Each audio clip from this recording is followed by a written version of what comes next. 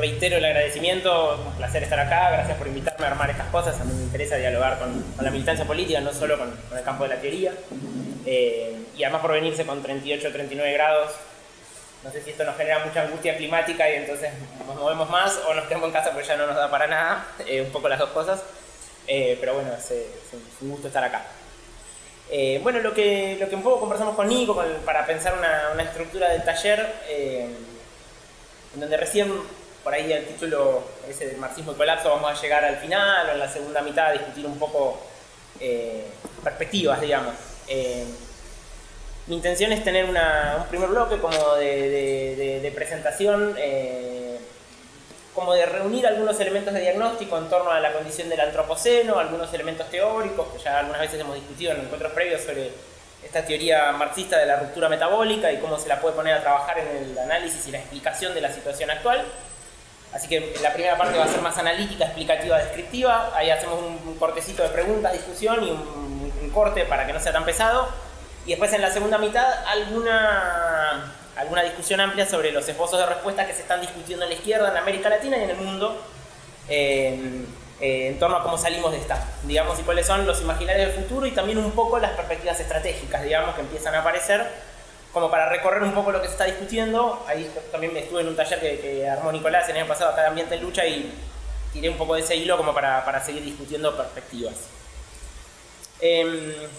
Así que vamos ahora a la primera parte, ¿sí? Que sería la de como diagnóstico, explicación, análisis en torno a esta perspectiva del colapso, aunque vamos a problematizarlo un montón después. Me parecía que un buen punto de partida antes de ver datos y información, no datos duros, pero sí información sacada de datos, era empezar por los estados de ánimo. Siempre que hacemos teoría crítica, pensamiento crítico, para mí eso incluye al marxismo, hacemos un pensamiento implicado, incorporado, que tiene que ver con no solo describir, sino cambiar el mundo o rebelarnos contra él, y en ese sentido empezamos siempre por los afectos y por los estados afectivos de los cuales nos movilizamos y que nos hacen pensar. No hay pensamiento crítico que nos salga de una molestia, una incomodidad, un enojo o una incertidumbre con respecto a la situación. Y ya empezar porque sea ganchero un título como colapso, da cuenta de una situación nueva, me parece, ¿no? Una cosa hace 5 años nos daría vergüenza decirla, ¿no? Decir como colapso, no hables pavadas, qué sé yo. Y hoy parece que esta angustia como sobre el sentido y destino de nuestra civilización es más generalizada. Aunque haya que después tomar alguna distancia crítica a analizarla, me parece que fue muy difícil, por ejemplo, pasar este verano en Buenos Aires con ya no sé si 9, 8, 10 olas de calor, con temperaturas récord históricas acumuladas, con una sequía que hace mucho no se veía, con olor a humo un montón de semanas de continuo, saliendo de la pandemia y parece yendo a catástrofes peores. Y me parecía que había que empezar a lo mejor poniendo de relieve esa sensación de ¿qué onda? Se va todo el carajo. Aunque sea para después problematizarla, me parece que es un punto de partida honesto.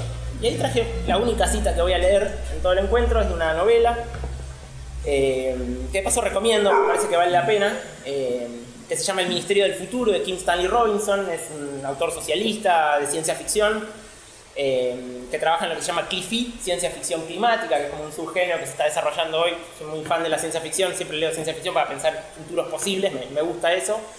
La CLIFI es una ciencia ficción de corto plazo, en unos pocos años en el futuro, preguntándose cómo es el mundo del desastre climático y las eventuales alternativas y salidas. Es un muy lindo libro para pensar alternativas y salidas a esta crisis, el del Ministerio del Futuro, aunque después haya para discutirle muchas cosas. Y en un momento dice esta pequeña cita que me parece que dice algo de un estado de ánimo del que podemos llegar hasta acá, aunque después de vuelta tengamos que salir de ese estado de ánimo a lo mejor. Dice así: los años 30, los 30 de nuestro siglo, fueron años zombies.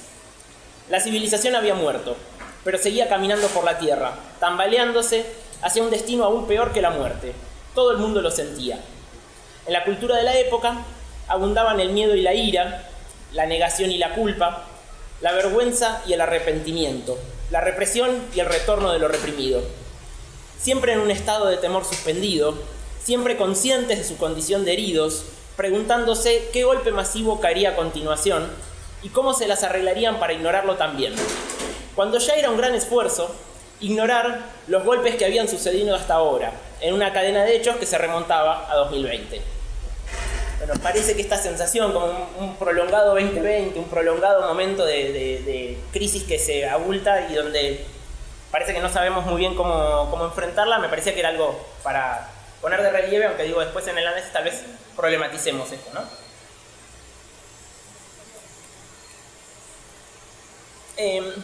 Vamos a tratar de reunir elementos como decía, de diagnóstico de la situación. Ahí me propondría hacer 3 movimientos, digamos, 3 momentos que va a tener la presentación. Uno es más teórico y es volver sobre algunas ideas básicas de esto que llamamos la teoría de la ruptura metabólica y qué significa una ruptura metabólica y una acumulación de rupturas metabólicas escalantes al nivel del sistema de la Tierra. Después poner algunas puntualizaciones sobre qué significa el antropoceno y qué discusión hay ahí en la geología y las ciencias del sistema de la Tierra y qué tipo de interacciones entre los ciclos atmosféricos y el proceso de acumulación de capital podemos ver.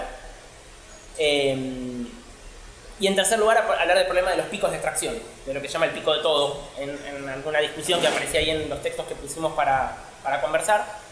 Así que la idea es esos 3 movimientos nada más, no es poco, ¿no? Uno más teórico es el marco del que vamos a mirar las cosas, que es el marco de esta idea que está en Marx, de ruptura metabólica. Luego el antropoceno, luego el problema de los picos. Ahí esos grafiquitos dicen algo, vamos a ir volviendo sobre ellos. Bueno, lo primero, y ahí no quiero ir tanto al detalle en el contexto de la discusión, es cuál es el estado de la discusión entre marxismo y ecología a nivel teórico hoy, ¿no?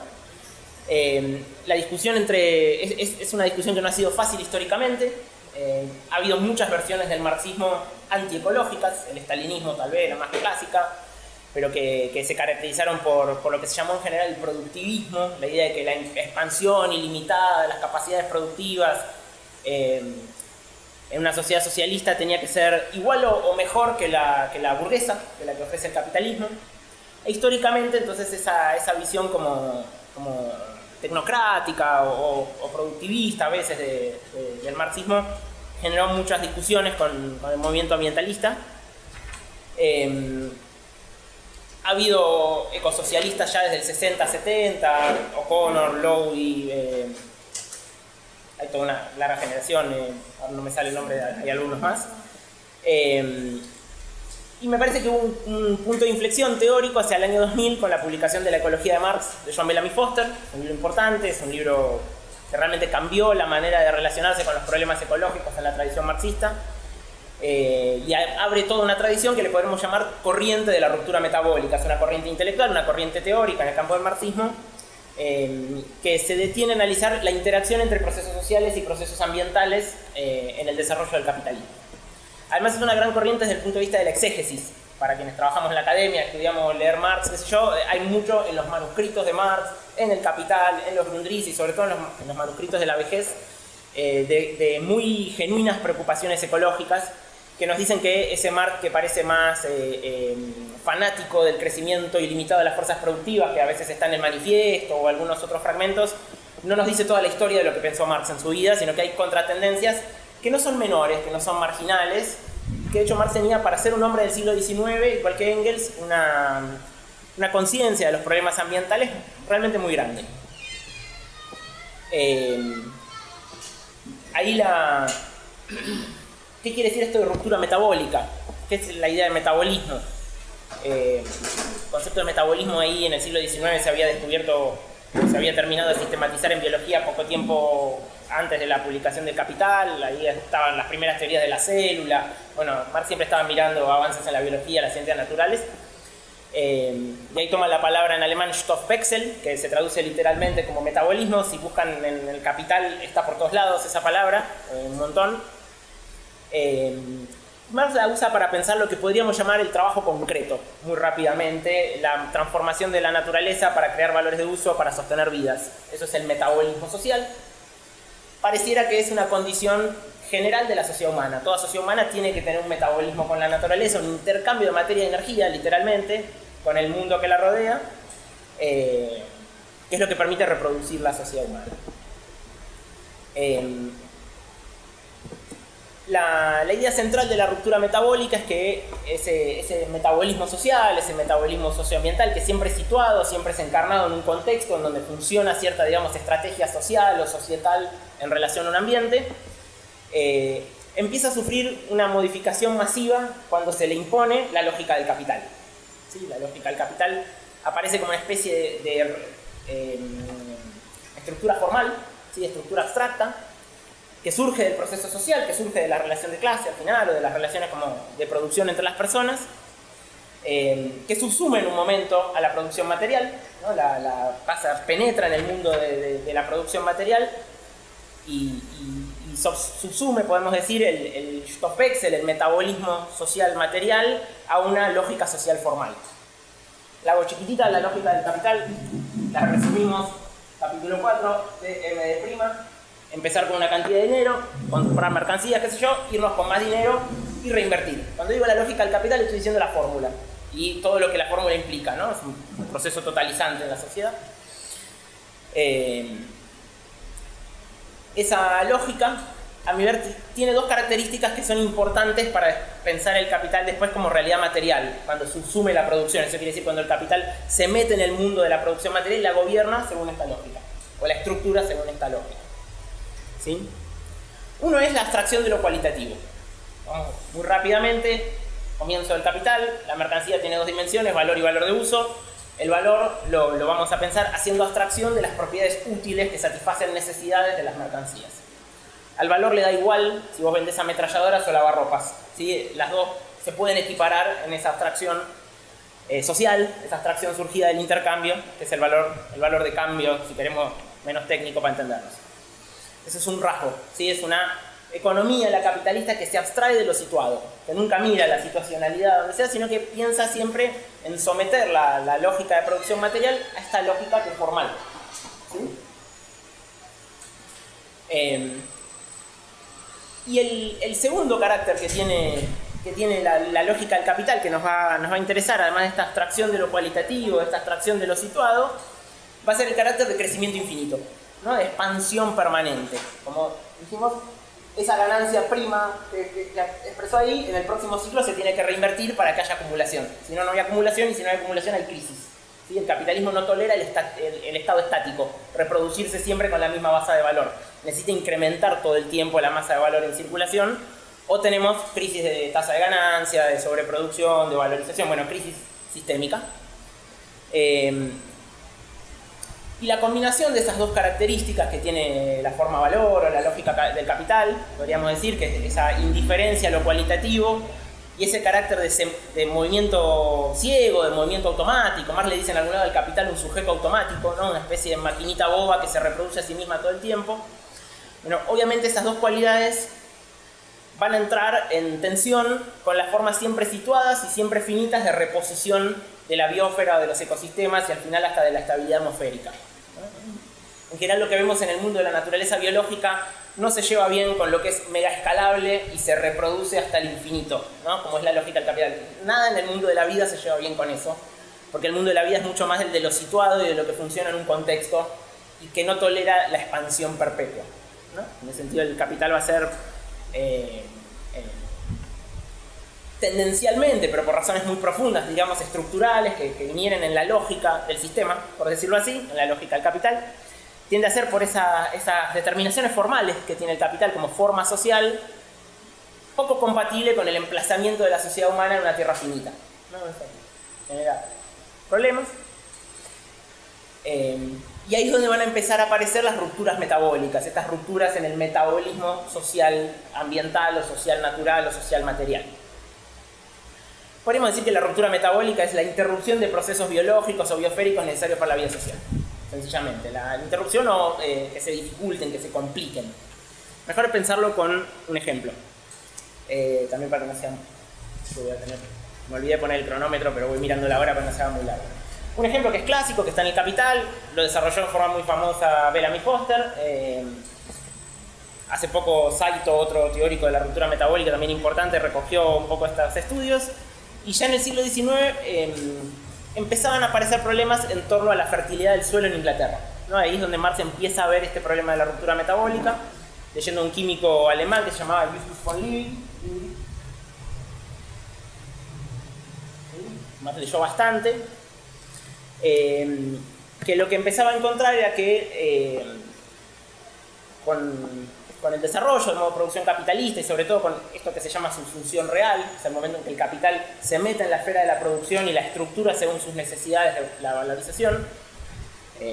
Pensemos en el desarrollo de las grandes maquinarias, de la gran industria, de los grandes talleres donde hay muchos obreros reunidos en un solo lugar, y en paralelo el desarrollo de agricultura cada vez más intensiva para alimentar esa población urbanizada, ¿no? Ese proceso que en Inglaterra se da en el siglo XIX. Lo que empieza a encontrar Liebig es que se somete a la tierra a ciclos de producción cada vez más intensivos, cada vez más demandantes. Entonces se empiezan a extraer nutrientes de la tierra cada vez más, y por la concentración de la población e incluso en esa época algunos animales para transporte, de caballos, etc., en las ciudades, los nutrientes extraídos a la tierra no vuelven, ¿no? Entonces se empieza a producir una ruptura en el ciclo de reposición, sobre todo de fósforo y nitrógeno. Son dos grandes nutrientes que de hecho hoy, vamos a hablar de eso, suplementamos de manera artificial. Y en paralelo, mientras se da ese proceso de depresión, digamos, de deterioro de la fertilidad del suelo por la quita de nutrientes, empieza a haber crisis de estiércol en Londres por la concentración de población y de caballos, poco antes de que llegaran los tranvías eléctricos, qué sé yo, los primeros tranvías. Había un montón de problemas ahí con la concentración de población y sobre todo la contaminación urbana, especialmente en los barrios industriales y obreros, obviamente. Entonces ahí tenemos un primer ejemplo de una ruptura metabólica, es decir, un peligro del deterioro de la fertilidad del suelo, o sea, la posibilidad de producir comida abundante, por una reestructuración de la producción que tiene que ver con esta necesidad del capital de concentrarse en las grandes ciudades y tener ahí esas mega infraestructuras fabriles muy vinculadas a la historia de la lucha de clases, no son tecnologías neutrales las fábricas. Y del otro lado, esta tendencia al deterioro del rendimiento agrícola. ¿Cómo resolvieron los capitalistas ingleses esa ruptura metabólica histórica? Tal vez la primera que registró la tradición marxista. Bueno, y ahí vamos a hablar de algunos mecanismos que patean la pelota para adelante o que dan salidas transitorias, aunque sea, cuando aparecen estas interrupciones en el proceso metabólico. Vamos a hablar de desplazamientos de la ruptura, entonces, así como hay ruptura metabólica, anoto por ahí,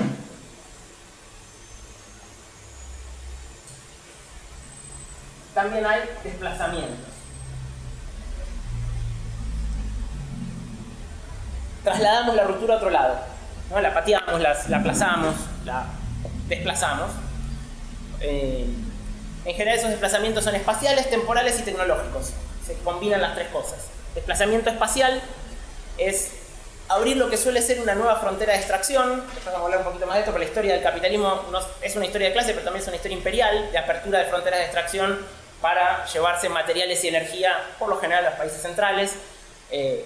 Y seguir fomentando esa lógica de M' de la acumulación sin cesar. Entonces hay un desplazamiento en el espacio de las rupturas metabólicas que generalmente tienen que ver con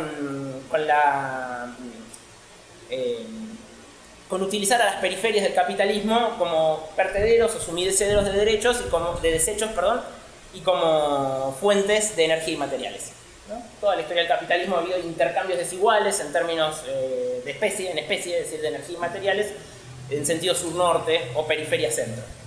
No hay salidas de las rupturas metabólicas sin eso.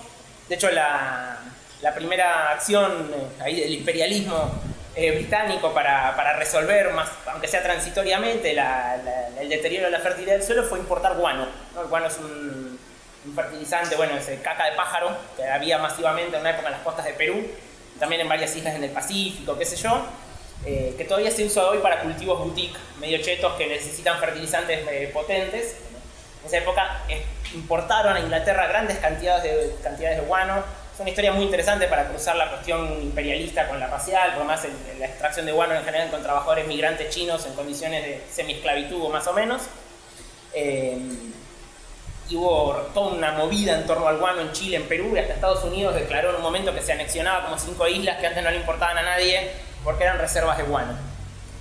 sería un ejemplo de desplazamiento espacial de la ruptura, ¿no? Que digo, es o tirar los desechos en otro lado o traerte un nuevo recurso de alguna frontera de extracción que acabas de abrir para zafarla un tiempo más. Y el otro elemento va a ser el desplazamiento en el tiempo de la ruptura metabólica, es el aplazar los efectos, retrasar sus efectos, que viene ligado, los dos que acabo de mencionar, el desplazamiento que le dije espacial o temporal, casi siempre viene con algún salto tecnológico. La historia del capitalismo es una historia de saltos tecnológicos y de lucha de clases. Todas las fases grandes del capitalismo en general implican cambios en la matriz energética, en la matriz productiva, en alguna cosa de esas.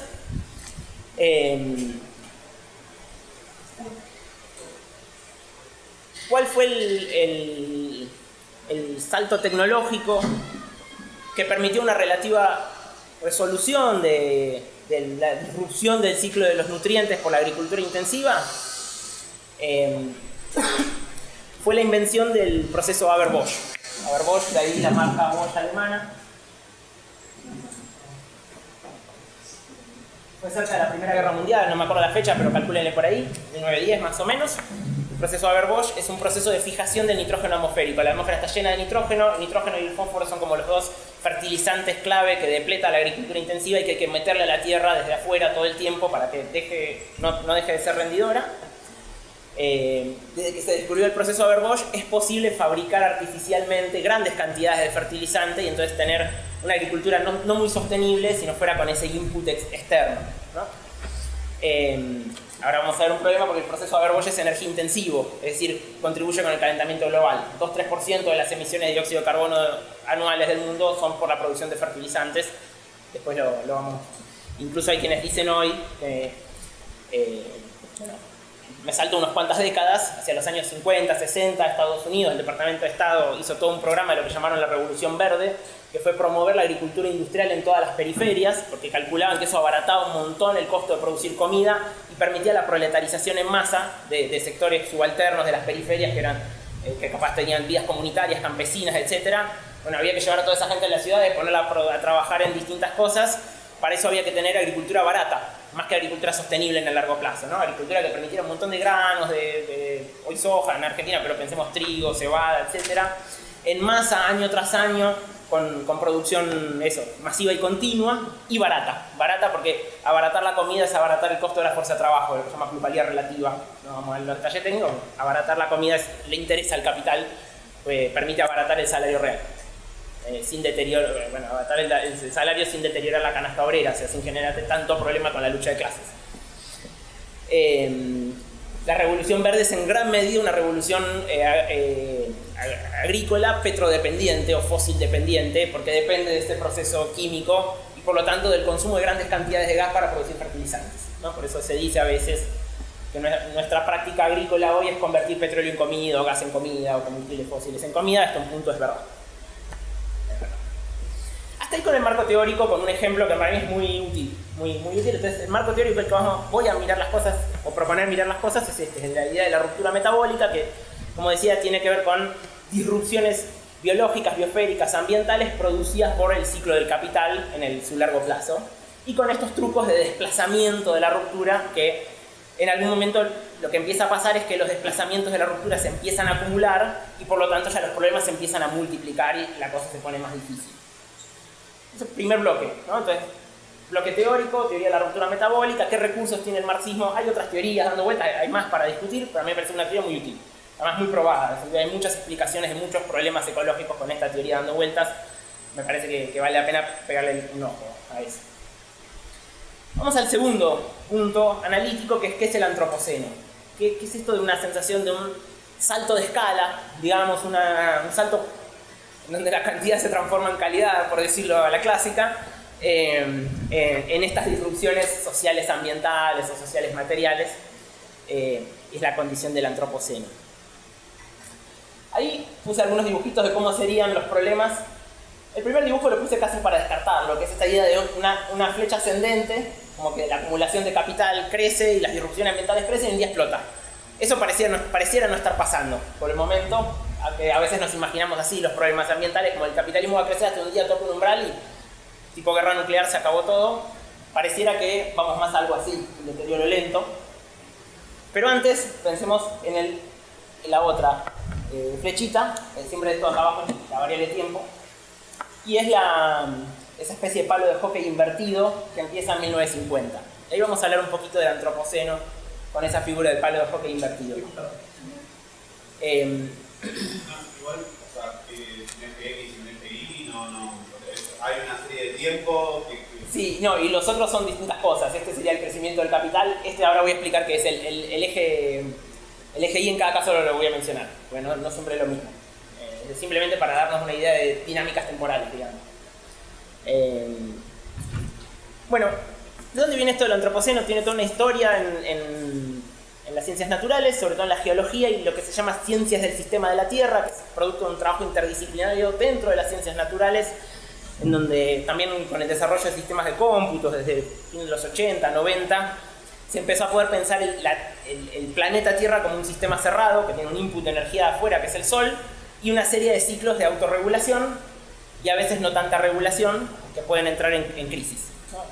Ciclo del carbono, eso que el carbono se absorbe en los océanos, se libera a la atmósfera, lo chupan los árboles, bueno, hay todo un ciclo ahí que es parte de ese sistema de la Tierra, que por eso hablamos de biosfera, ¿no? Es de la atmósfera integrada con los seres vivos en una especie de loop que por momentos es estable y por momentos pierde estabilidad, y ahora estaríamos en un momento de pérdida de estabilidad. Y la novedad es que este momento de pérdida de estabilidad atmosférica en el que estamos es causado por la actividad social, es causado por la actividad humana.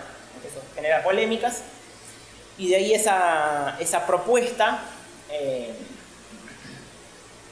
de Paul Crutzen hacia el año 2000, más o menos, de nombrar a una nueva época geológica en la escala geológica temporal como antropoceno.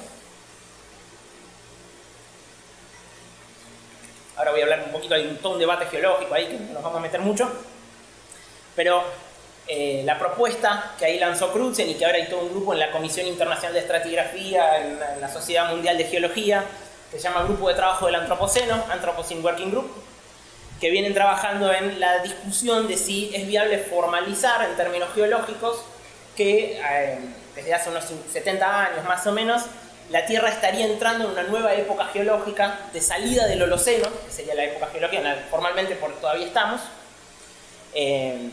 y de transformaciones masivas, sobre todo en la dinámica atmosférica, ahora vamos a explicar un poco, causadas por la actividad social. Por eso el antropo, la época del ser humano, aunque eso genera debates, tendría que ver con eso, con la idea de que es un cambio, al menos en los patrones de estabilidad atmosférica del sistema de la Tierra, causado por la actividad humana o social.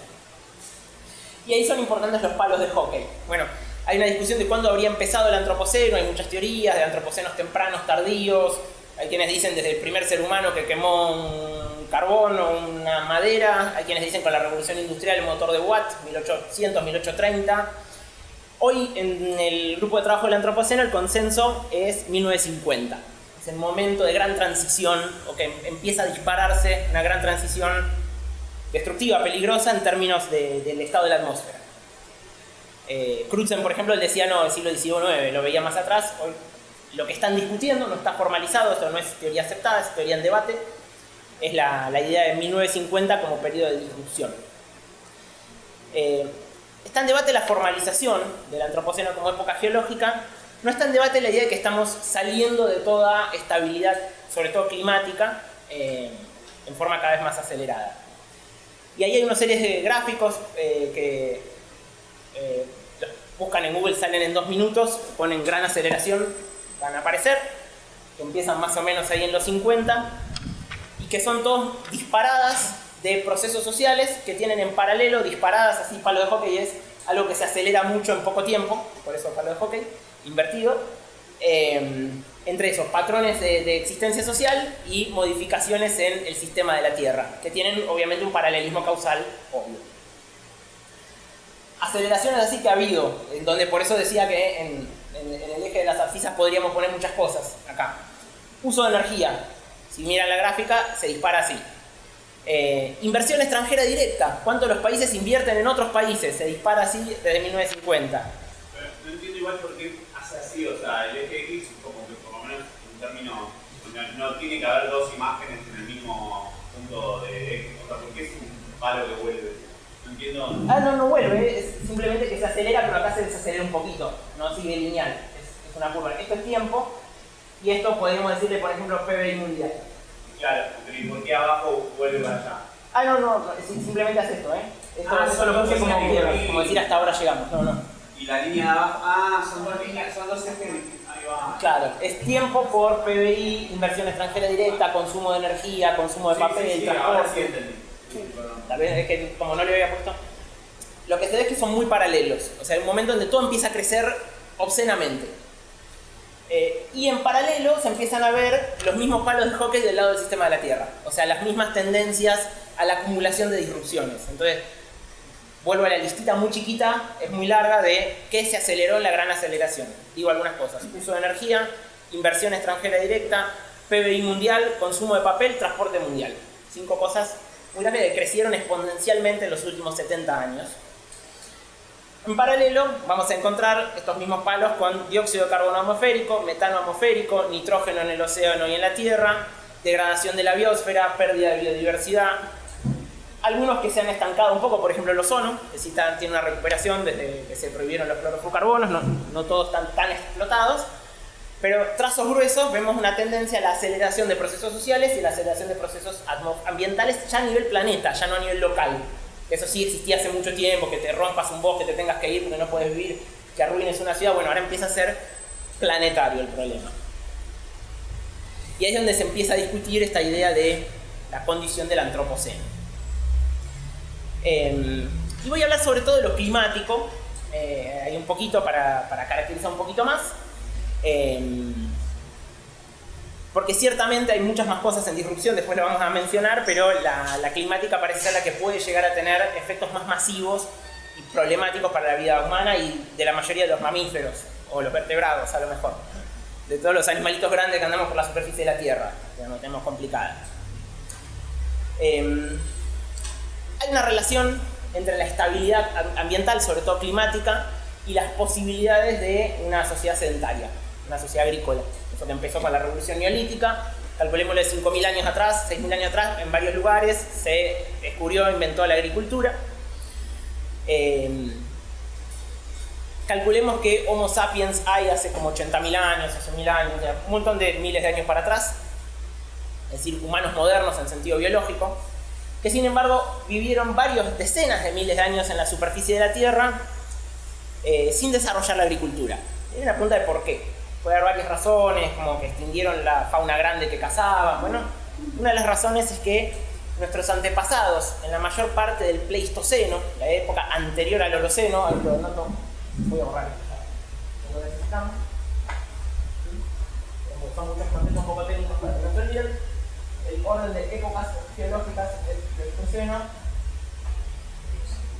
Holoceno, ahora. Una pregunta.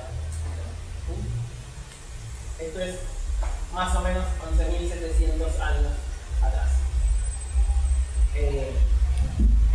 El Pleistoceno es la época de las glaciaciones, un periodo bastante más frío en la historia del sistema de la Tierra y además bastante más caótico, ¿no? Los registros que sacamos se sacan en Groenlandia cachos de hielo y con eso se calcula cómo era la temperatura, nos muestran que durante los periodos glaciales, o el último periodo glacial, además de una Tierra mucho más fría, la que teníamos, también era una Tierra más caótica, ¿sí?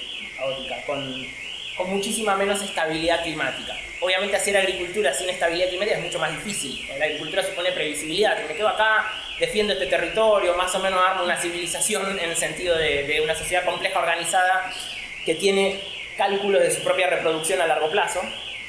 Un periodo de mucha inestabilidad, eso es muy difícil, ¿sí?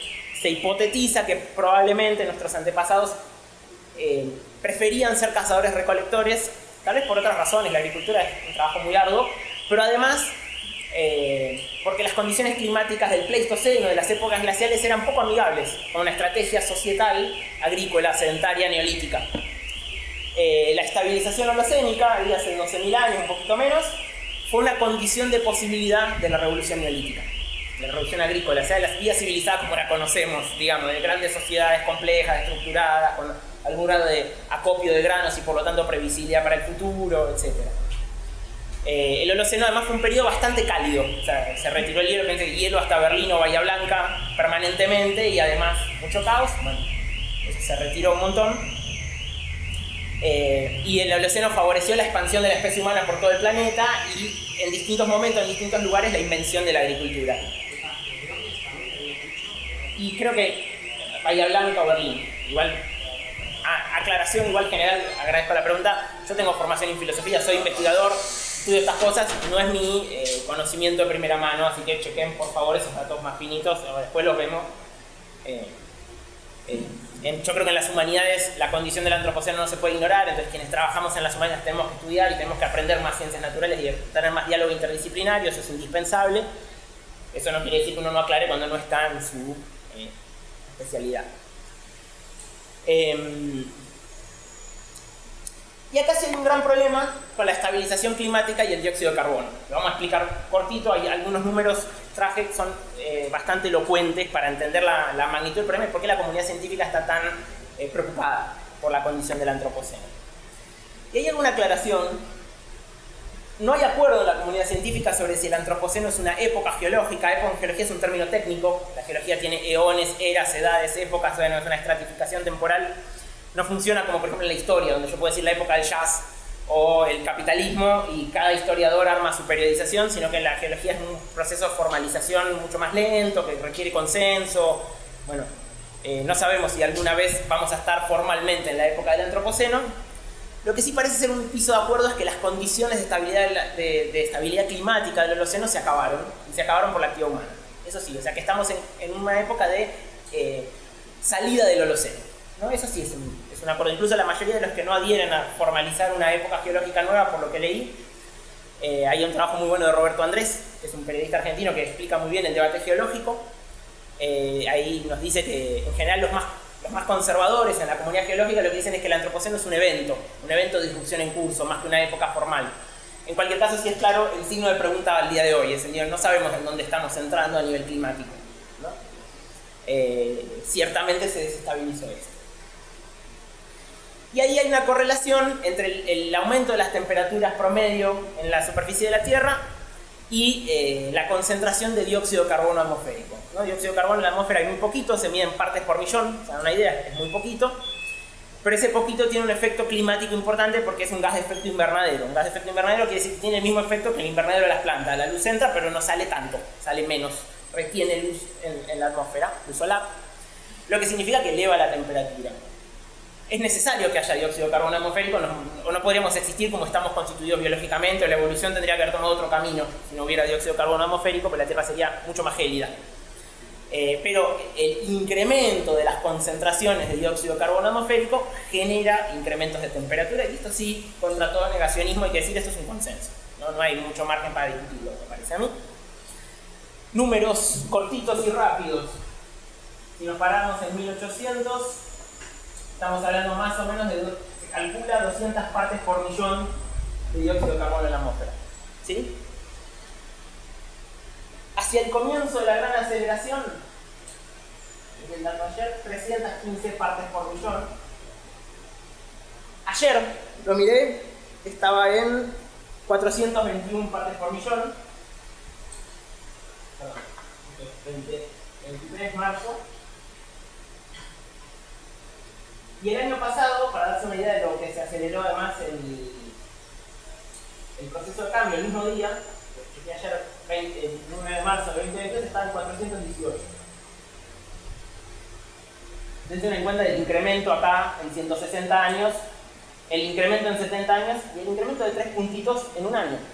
Indica que el proceso de aceleración está explotado. Más o menos acá estamos en 1,1 grados centígrados de aumento de temperaturas globales con respecto a los valores preindustriales. Perdón, sí. ¿Puedo hacer una pregunta ahora?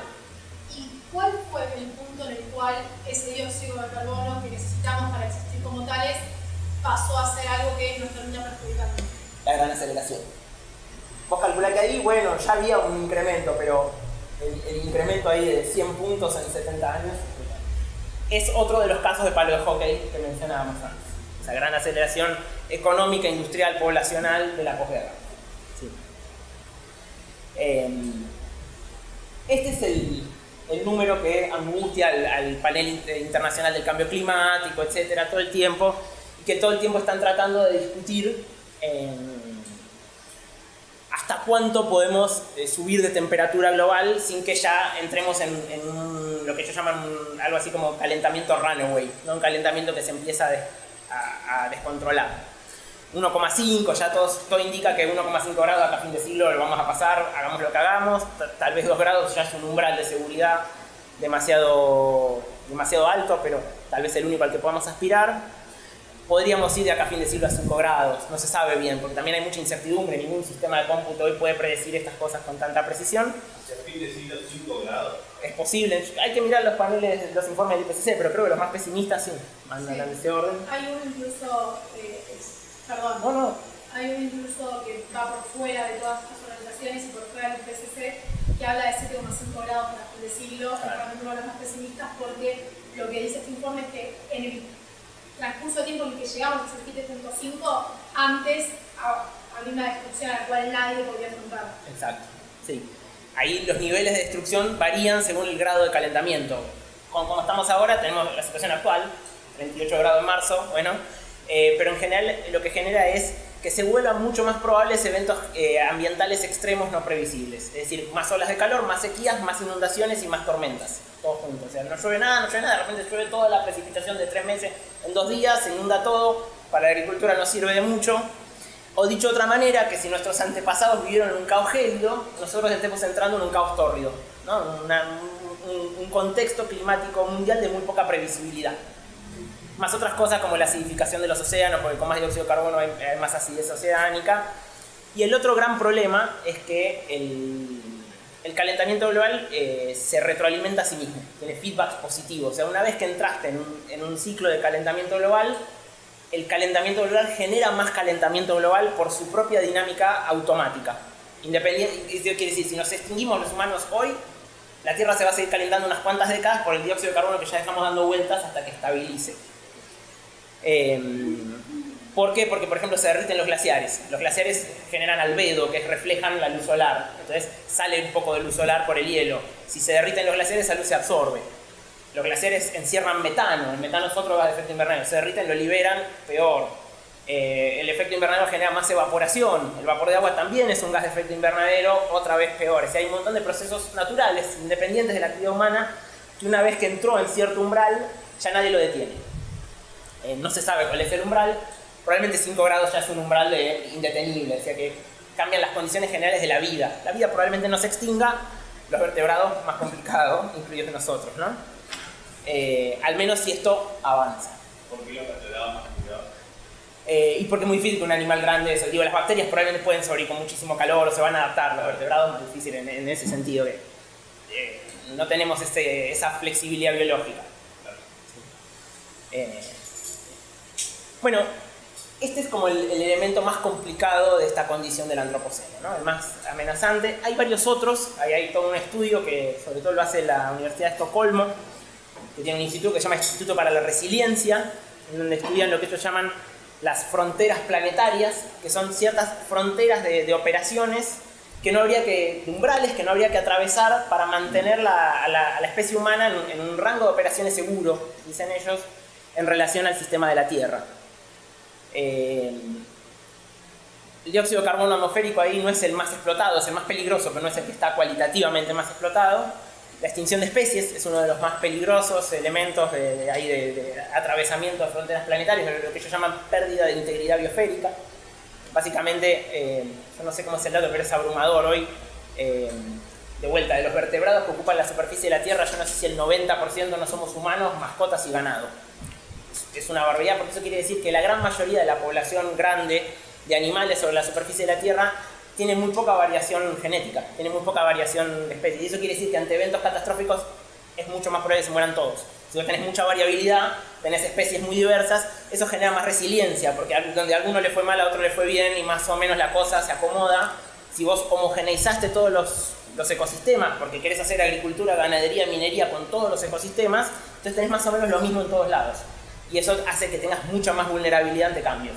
Entonces, en un momento de caos, encima tenemos una tendencia a homogeneizar el perfil de la fauna y la flora en la superficie de la Tierra.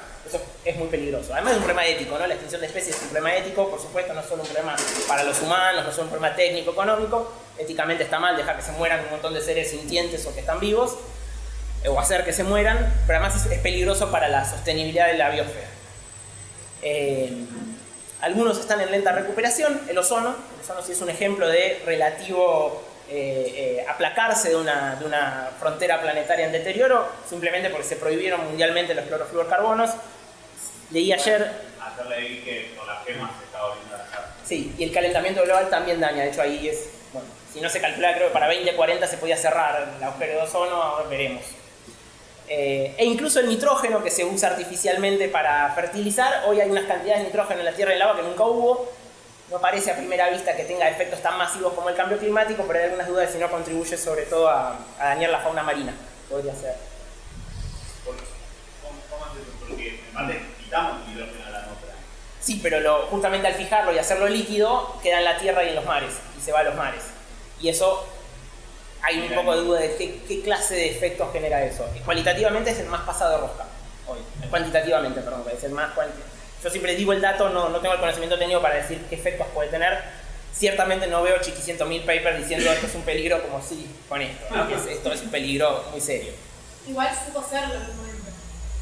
Sí, bueno, ni hablar con la pérdida de fertilidad del suelo, sí. Medio que la idea de ellos es todo esto es un problema, y también es el otro problema, que en un momento si vos tenés una frontera explotada es muy malo, si tenés 14 o 5 empiezan a trabajar juntas y se empiezan a retroalimentar. Hay mucho de eso de procesos divergentes que empiezan a como a sobredeterminarse, o sea, todos conducen a efectos que la cosa empeora.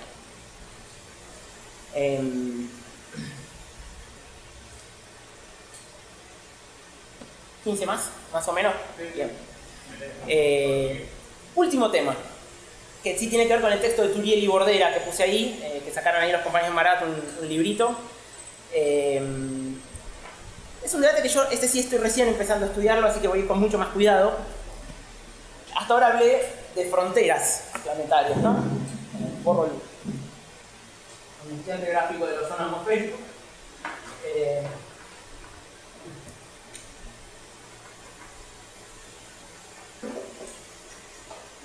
Pero también hay que hablar de límites. Es otro concepto. Esto lo tomo de Sevigny y Stevens, los colapsólogos. Me parece que es una buena distinción para tener en mente. Fronteras son las 9 fronteras planetarias. No las nombro todas, pero el ozono atmosférico, el dióxido de carbono, la integridad de la biosfera, la contaminación por entidades novedosas, etc. Las fronteras tienen algo que es que las podemos pasar. El problema es que generan efectos que son muy destructivos para nuestra vida, potencialmente mortales, o por lo menos hacen que vivamos peor, ¿no? Esa es la carga, pero las puedes pasar. Y tienen otro problema, que es que nunca te das cuenta bien de cuándo las pasaste. Sobre todo no te das cuenta de lo vivencial, porque hay cosas como la concentración de dióxido de carbono, por todo lo que acabo de decir, sentís los efectos unas décadas después de ya habértela mandado. Entonces es muy difícil que eso se traslade a la experiencia inmediatamente. Puede haber muchos especialistas dándote números y son números. No los vivencias hasta que ya te bofetea el efecto retroactivo o el efecto, no retroactivo, el efecto a posteriori. Entonces serían las fronteras planetarias. Pero también empieza a aparecer una discusión, sobre todo en el Estado español, la verdad en el mundo anglosajón no está tan presente, sobre los límites de extracción.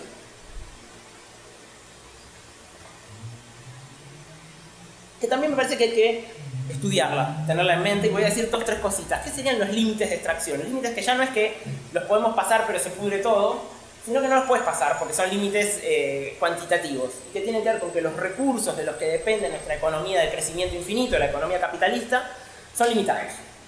Y parece que son limitados en escalas que no nos imaginábamos, o sea que está mucho más cerca llegar a lo que se llama el pico de extracción. El pico de extracción es cuando llegaste al máximo y ahí solo queda el declive. De vuelta, el pico de extracción no es tocas una frontera y se rompe todo, es una campana, ¿no? Una campana que se llama de Hubert.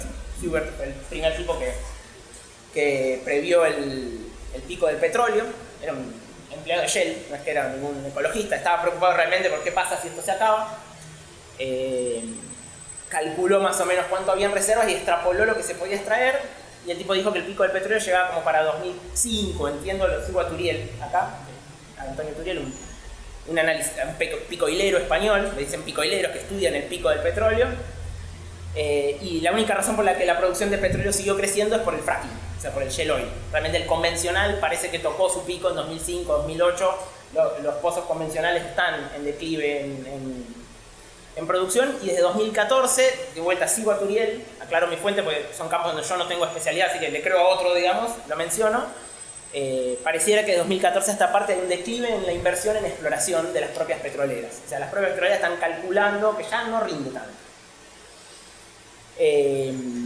Hoy hay mucho estudio sobre picos del gas, del carbón, del uranio, de los materiales, del petróleo también. No se puede extraer infinitamente, incluso si no estuviera el problema del cambio climático, ¿no?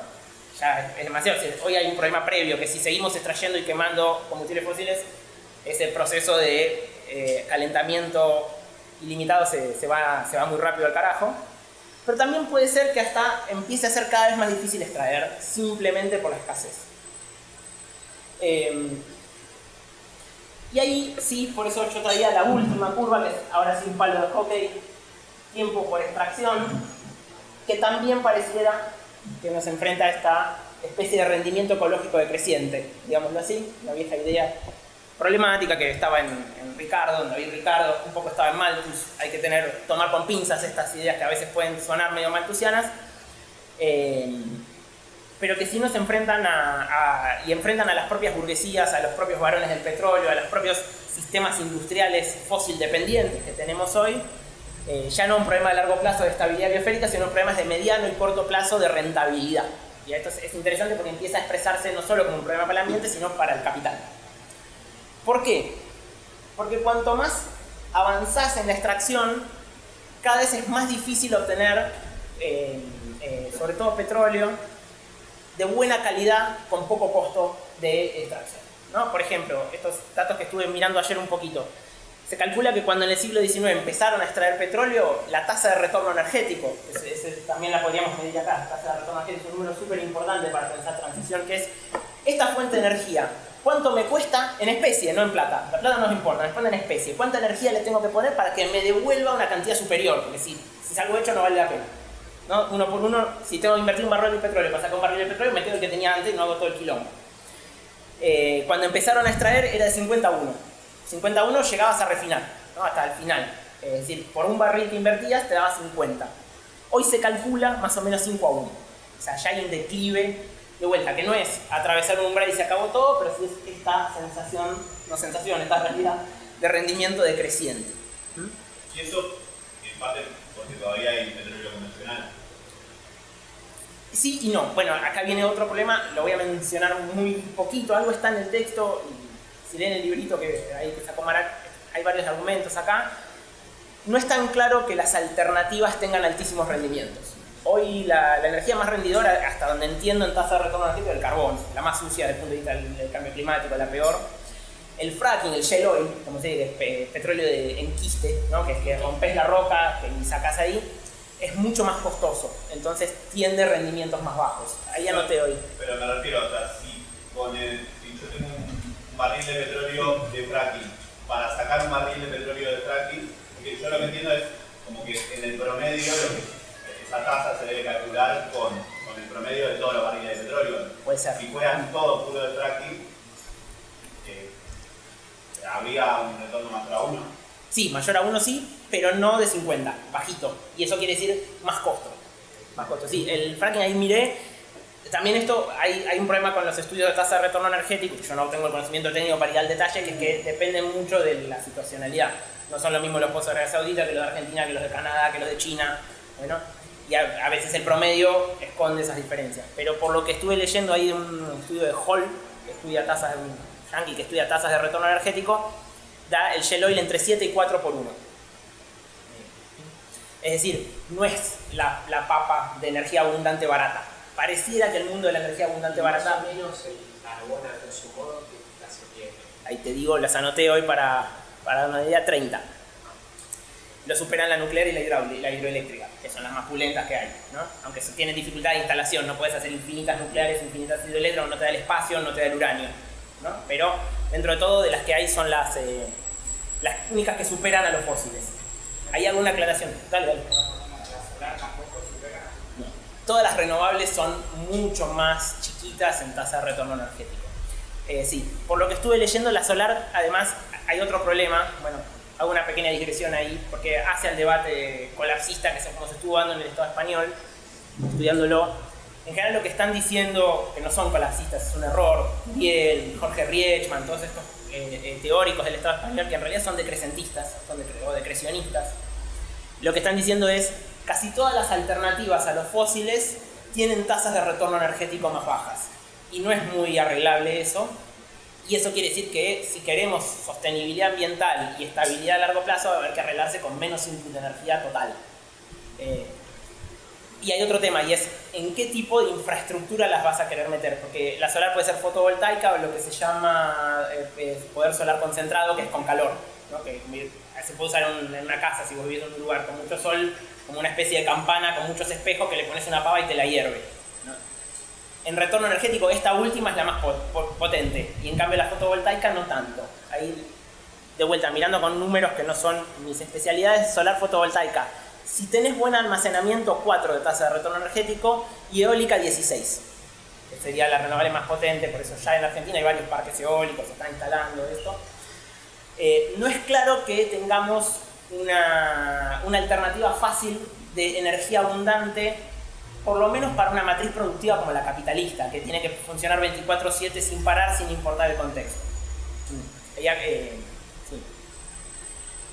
Y sobre todo si tu idea es con renovables tener un complejo eléctrico industrial. O sea, un complejo eléctrico industrial quiere decir lo que hoy se hace con fuel oil, carbón, petróleo, gas, todo sacarlo y tener una red eléctrica masiva alimentada con renovables.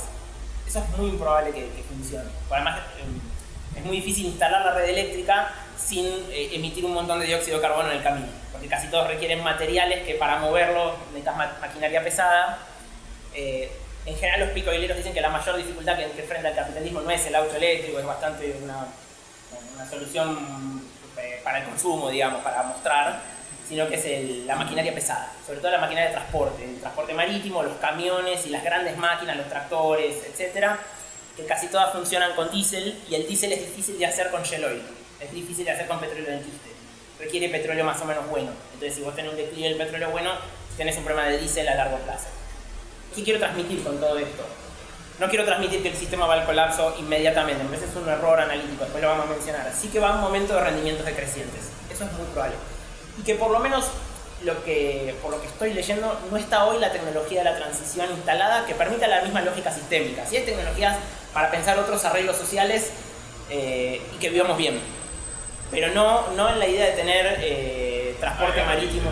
Claro, o cosas más como transporte marítimo masivo, granjas de bitcoins y finanzas de trading financiero todo el día, y eso es muy difícil en un mundo energéticamente finito. Igual finanza de bitcoin y trading financiero todos los días, no creo que sea la gran mayor parte de las emisiones o del consumo de energía. Hay que verlo con cuidado eso, porque también todo lo electrónico tiene un soporte material y por ejemplo requiere energía, y hay lugares donde se reabren generadoras de carbón porque es más barato para sostener los servidores. Entonces tenés que tener 1000 servidores minando y necesitas energía barata para que te rinda armar el rig, como le dicen, no sé bien cómo es, que hacer minería de bitcoins. Y para tener eso, la minería andando todo el tiempo, la minería digital, digo, de minar criptomonedas, necesitas un input de energía. Todo es energía. Perdón, como pequeña anécdota, el otro día en una ciudad de Inglaterra hubo un apagón total porque un chico estaba minando Bitcoin en su edificio y provocó un apagón. Sí. Por el tipo de consumo que requieren, que se quedó una ciudad de 48 horas en luz. Había una discusión de acá, de Ushuaia, no voy a ser Ushuaia o otro lugar del sur, que hay empresas que se aprovechan del subsidio energético por la zona fría para minar Bitcoin, claro, porque necesita mucho frío por eso algunas servidores están bajo el agua para enfriar. El Bitcoin ya representaba el 1% de las emisiones de gases de efecto invernadero. Bien. Ya está hace 2 años y por la lógica que tiene de siempre tener que ampliar la cantidad de máquinas que se están minando por cómo funciona, eso solo escala, energéticamente. Y aparte debe ser solamente en términos de consumo energético cuando se usa y no de todas las máquinas que se produjeron, ¿no? Eso también, si miras toda la cadena, sí. Seguramente mucho más. Así es. Me interesa pensar esto, frontera, entonces dijimos, antropoceno, fronteras planetarias, más pico de cosas. No me atrevo a decir, no me gusta decir el pico de todo, porque es un tremendismo apocalíptico que tal vez no, pero sí pico de cosas y por lo tanto rendimientos ecológicos decrecientes cada vez más complicados. Cierro con una idea, y si quieren hacemos algunas preguntas más, pero que tiene que ver con analizar esto en términos de la lógica del capital otra vez. Muy cortita. Es que, y acá hago una aclaración antes de algunas discusiones que ya se dan en las humanidades y en las izquierdas en sentido amplio sobre la condición del antropoceno y todas estas discusiones sobre todo lo que gastamos, consumimos y tiramos a la atmósfera. Y hay un peligro en ese nosotros, ¿no? El nosotros, el antropoceno es problemático porque trata a la humanidad como una categoría unitaria y diferenciada, y la humanidad es cualquier cosa menos una unidad racional, consciente y democrática, ¿no? La humanidad no existe como actor, algún día existirá, esperemos, mientras esté dividida en clases, mientras esté dividida por fronteras patriarcales, coloniales, raciales, imperialistas, no existe la humanidad. Existe lucha, existe conflicto, existen actores con intereses y que hacen cosas en contra de otros humanos. La mayoría de las emisiones de dióxido de carbono no son producto de la humanidad ni de que la humanidad consuma demasiado en sentido del consumo popular obrero, ¿no? De hecho, especialmente hablando en las periferias del capitalismo, hay que decir que consumimos demasiado poco. Incluso habría que ver, por ejemplo, en los países que tienen consumos energéticos brutales per cápita, como Estados Unidos, habría que ver cuánto aumentó el salario real del 70 hasta parte. Nos cuesta bastante poco el salario de la clase real. Es decir, dicho de otra manera, todas estas emisiones, todo este atravesamiento de fronteras y de límites, tienen responsables ultra desiguales. Y eso quiere decir que no hay que pensarlo como una especie de batalla entre dos frentes que son la humanidad y la naturaleza, porque son categorías un poco reificadas, un poco cosificadas. Sí hay que analizar los procesos sociales como procesos específicos, no son reductibles a lo biológico, a lo atmosférico, tienen una especificidad. Pero hay que entender siempre que adentro de los procesos sociales hay lucha y conflictividad y hay división de la sociedad. Y hay que preguntarse ahí, yo creo no tanto si se acabó la época donde había mucha energía para todos y ahora viene la austeridad verde. Hay que apretarse el cinturón, como decía Margaret Thatcher, pero porque el planeta nos lo pide, digamos, habría que evitar inmediatamente ir a ese razonamiento. Y más bien lo que habría que preguntarse, o lo que a mí me interesa preguntarse, es cómo puede procesar todas estas disrupciones que acabamos de mencionar la sociedad capitalista, que tiene una forma de organización social específica. ¿Sí? Entonces, en vez de pensar los humanos contra el mundo como una cosa abstracta así homogénea, pensarlo en términos de cómo está organizado el proceso social y qué implica esa organización del proceso social para procesar estas encrucijadas en las que estamos, ¿no? Que no son en el futuro, son del presente. Y ahí voy a un último concepto, que es el de capital fósil, que me parece súper útil, mal. Tengo un libro de historia sobre esto, que es su tesis doctoral. Creo que está traducido, ya no es un libro, vale mucho la pena. Mann dice que cuando una sociedad elige una matriz energética, una forma de alimentar reproducir su vida, eso hay que leerlo desde el análisis de las relaciones sociales. La pregunta es qué relaciones de producción tiene esa sociedad, sobre todo qué relaciones de clases, un análisis marxista obviamente, y qué perfiles energéticos, por decirlo así, elige al menos las personas que ocupan posiciones de poder en la sociedad, las clases dominantes de esa sociedad, en relación a sus demandas energéticas. Malm dice que el capital fósil, que para él empieza más o menos en 1830 con el motor de Watt, una transición ahí, sobre todo en la industria textil, de ahí se empezó a usar en la producción los combustibles fósiles, carbón en esa época, y él lo relaciona con dos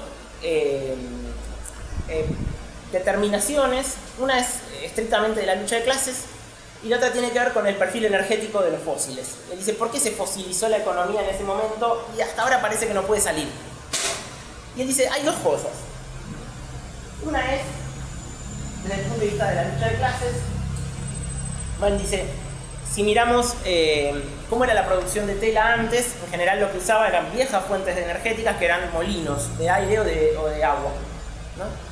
Los molinos tenían un rasgo que es que exigían dispersión espacial, ¿no? Había que ir a distintos lugares a poner los molinos, por razones obvias.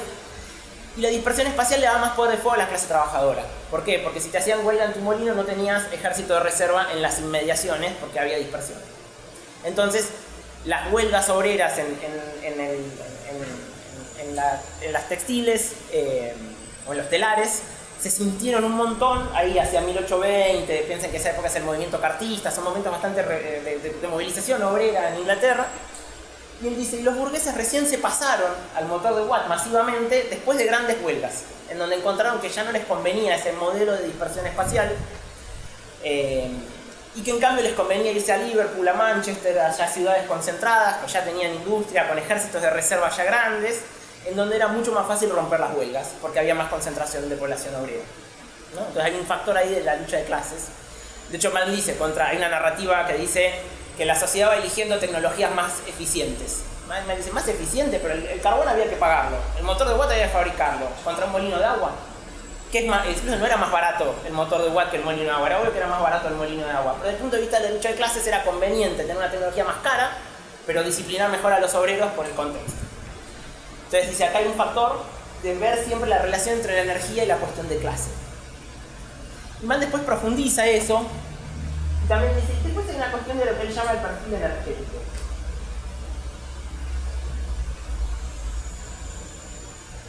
Y él diferencia ahí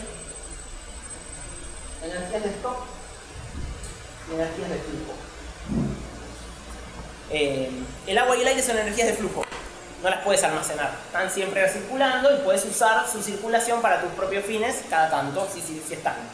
De hecho, tienen un gran problema, las energías de flujo, que son intermitentes. A veces no tenés tanta agua. Si estás río arriba no puedes usar mucha porque el de río abajo viene y te hace un problema, entonces tenés que coordinar, cosa que el capital siempre odia coordinar en términos situados.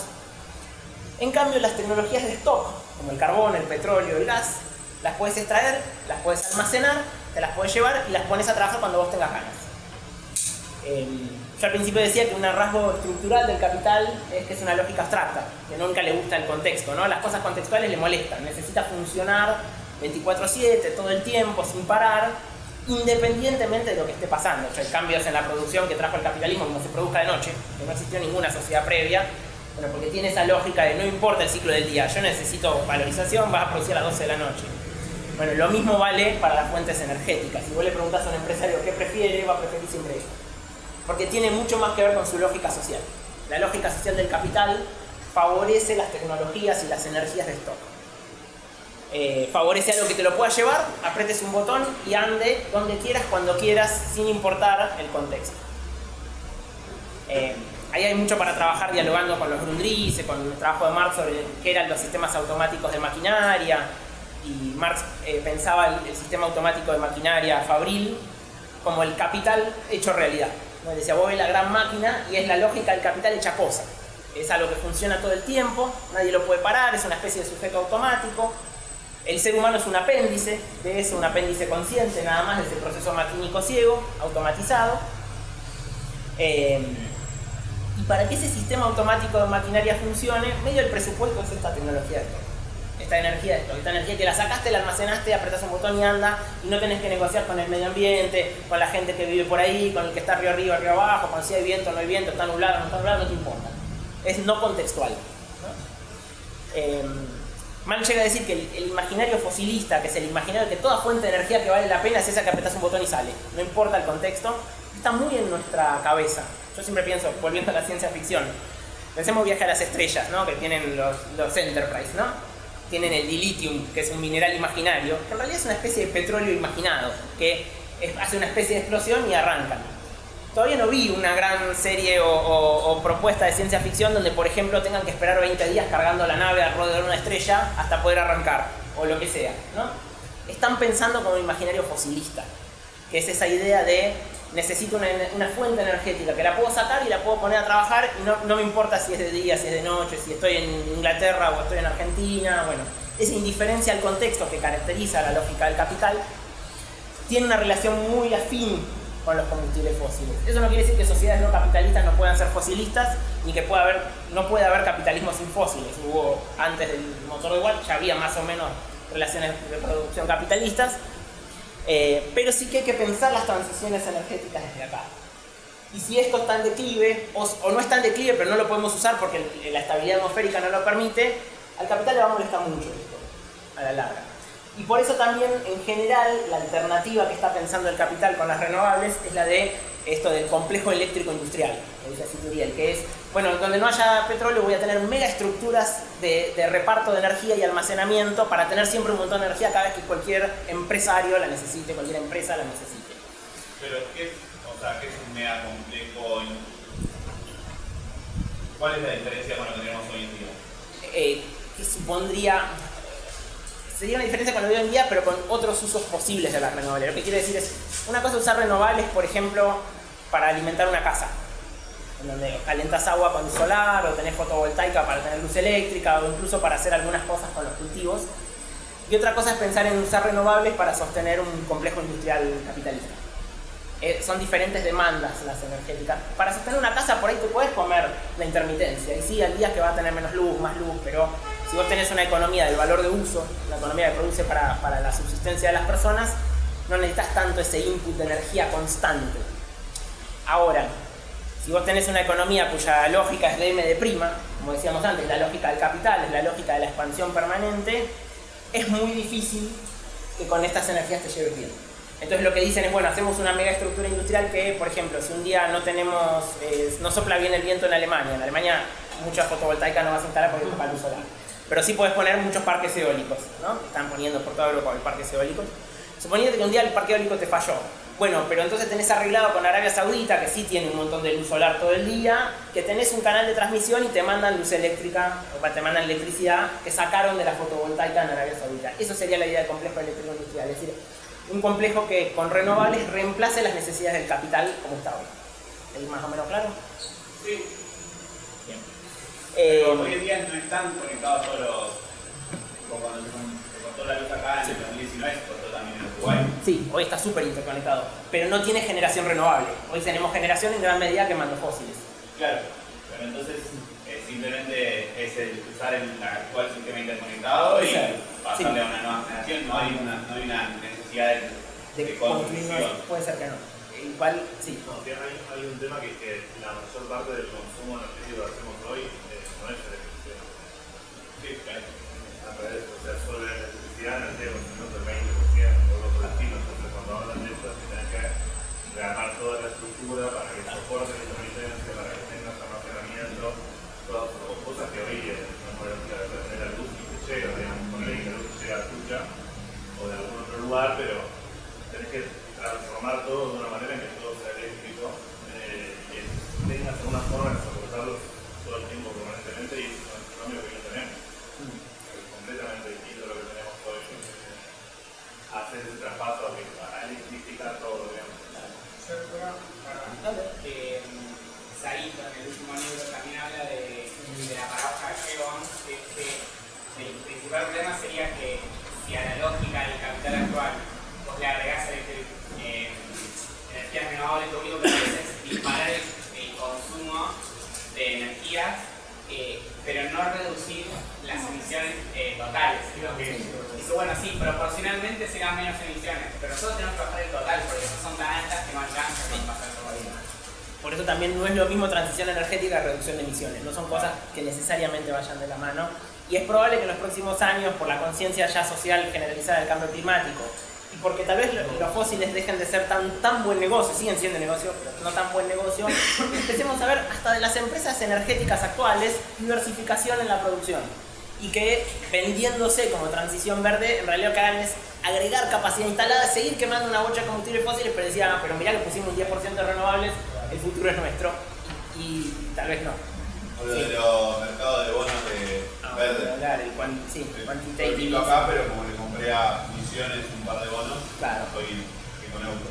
El último texto de Reis, Sí. da el dato de que las últimas décadas se pasó de un 80 y pico a un 82% de dependencia energética de combustibles fósiles. O sea, uno dice, bueno, se descarbonizó, pero en el mismo periodo se aumentaron un 40% la quema de combustibles. O sea, que bajó el porcentaje total introduciendo renovables, pero como consumís más, aumenta la población, igual quemás más petróleo que quemabas antes con el 69%. Y esto también para decir, los problemas de la transición se agudizan por la lógica social. No es tanto que no hay para tener energía para los hogares, para las poblaciones. Yo creo que habría que ver los números. Hay gente que dice podríamos consumir todo como un italiano, como un español, o más o menos, ¿no? Habría que ver. Pero el problema es menos técnico que social, o de interacción entre lo social y lo técnico. Y es, si vos querés resolver tener luz eléctrica las 24 horas, calefacción las 24 horas, solo con renovables y con una baja, o con renovables, podemos discutir nuclear, por ejemplo, que es un gran debate. Yo, en principio no soy antinuclear a priori. Podríamos tener ese descenso de consumo energético del conjunto de la sociedad y descenso de emisiones y no tener en las vidas obreras y populares un gran deterioro del nivel de vida. Es difícil que tengamos esto con una lógica social de expansión permanente de la ganancia. Es como la interacción entre los dos procesos es muy mala, está llena de problemas y que tienden a crecer. Entonces acá está esta idea de capital fósil que nos dice esta cosa. Por eso la sensación es, si el capital acepta que no puede tener más petróleo, carbón y gas en algún momento, lo que va a buscar es algo que se les parezca. Y en la carrera por encontrar algo que se les parezca, que tengas energía abundante disponible todo el tiempo para usarla cuando a vos te pinte, probablemente genere nuevas disrupciones ambientales muy problemáticas en un sistema de la Tierra que ya tolera poco estrés, digamos. Y hay una cosa más que, en serio, terminamos el primer bloque. ¿Qué otro bloque después? El otro bloque más pero más cortito, prometo. Que es la idea de los 4 baratos. Y que así es una idea de Jason Moore, otro marxista ecológico de la teoría de la llamada ecología mundo. Bueno, no estoy muy de acuerdo con las ideas de Jason Moore, simpatizo más con la corriente rival, que es la de Bellamy Foster y compañía, pero en esto me parece que Moore tiene un punto muy bueno, en el libro El capital en la trama de la vida, que él dice que el capital tiene un problema endógeno, sistémico, que es la tendencia a la crisis por tasa de ganancia, sobreproducción, hay varias teorías, pero en general en el campo del marxismo estamos de acuerdo en que la crisis económica, pura, endógena, digo, en el sentido de la maquinita boba del capital entra en crisis por su propia dinámica, eso tiende a ser inevitable. Yo tiendo a pensar porque cae la tasa de ganancia, tengo una visión bastante clásica. Moore dice que la salida de esas crisis de tasa de ganancia son siempre como cooptando un elemento exógeno, agarrando un elemento del medio, del contexto, introduciéndolo a la economía para abaratar costos y resolver los problemas. Son los 4 baratos, que son trabajo, comida, energía y material. Moore dice que los ciclos, sobre todo imperialistas, de expansión del capital, suelen ser ciclos de abrir fronteras de extracción para conseguir estas 4 cosas baratas, ¿no? O encontrar una mano de obra a la que le pagás menos porque es semicolonizada o tiene menos derechos que la mano de obra de los países del centro. Abaratar la comida, que a su vez te abarata la mano de obra, como hablábamos antes de la Revolución Verde, conseguir nuevas fuentes de energía baratas y conseguir materiales baratos. Y pareciera que por la combinación del cambio climático, las fronteras planetarias y el pico de cosas, estas 4 cosas empiezan a verse en problemas. Y por eso yo insistía con esta flechita de los rendimientos decrecientes, que por lo menos por ahora parece ser la tendencia a la que se está enfrentando el capital. Yo después que soy partidario del futuro dejarlo abierto, en sentido capaz mañana la fusión nuclear que lograron por primera vez ahora hacer una fusión que ande, les recontra resulta y tienen energía barata y hay un nuevo ciclo de expansión y un nuevo ciclo de ampliación. No sé, yo no hago predicciones, no me interesa hacer predicciones. Sí me parece que hace la caracterización de la situación actual entender que los 4 baratos hoy están en problemas. O sea, cuesta conseguir mano de obra que tiene una elasticidad subjetiva, tiene un momento que tiene que ver con la lucha de clases, y los otros 3 por la combinación de la propia crisis. Y en un momento de además crisis endógena, crisis de valorización, que pareciera que del crash de 2008 el capital nunca se levantó del todo bien, pareciera que hoy se sobredeterminan las 2 crisis, ¿no? La endógena y la exógena, la de inputs baratos del ambiente y la de la lógica del capital. ¿De acuerdo con eso? No voy muy rápido. Bueno, me parece que ese es el último elemento para hacer una caracterización desde la teoría del valor, por ahí, desde la relación entre el valor y el ambiente, y sin pensar esta idea del crash como esto, una expansión, atravesas un umbral y explota. No, es evidente que esa no es la situación, pero sí es la situación de un capital que cada vez necesita exigirle al trabajo y a la naturaleza más para funcionar peor y conseguir menos valorización. Esa pareciera ser la dinámica actual, que es complicada socialmente, porque capital que no logra valorizarse bien tiende a volverse muy brutal, en general. Bueno, hasta ahí con el diagnóstico. No sé si quieren hacer alguna más preguntas y vamos a hacer un corte cuando ustedes digan y hacemos otro bloquecito de discusión de alternativas, perspectivas, qué sé yo. A mí me queda una pregunta. Tenemos hielos y agua.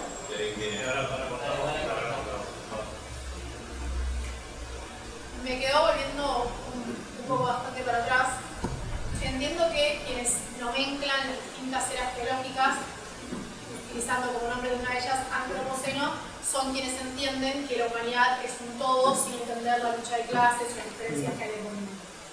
Dentro de quienes entendemos que humanidad no es un grupo homogéneo, sino que es lucha, ¿hay alguna forma de nomenclar al antropoceno? Es un debate en el marxismo ecológico anglosajón y en la América Latina también, ya se está viendo ahí el debate.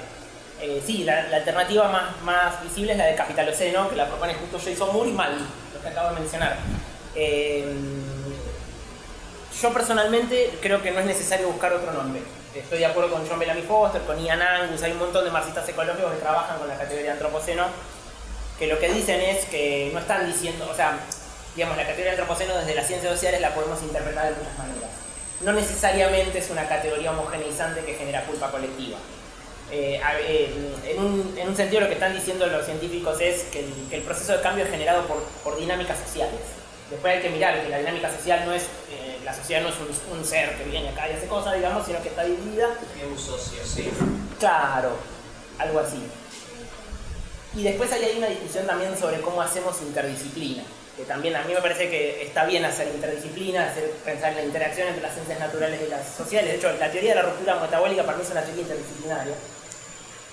Y ahí hay un nivel de análisis de lo humano o lo social que es legítimo. Y ahí yo creo que la categoría es legítima con la advertencia hecha. O sea, hay que hacer la salvedad, guarda con el uso del antropoceno para generar culpa blanca, culpa de clase media europea, que dice, hoy consumo mucho y ahora el planeta se va a ir al carajo. No, en el sur urbano no consumimos mucho, la clase obrera no consume demasiado, hay que decir todas esas cosas.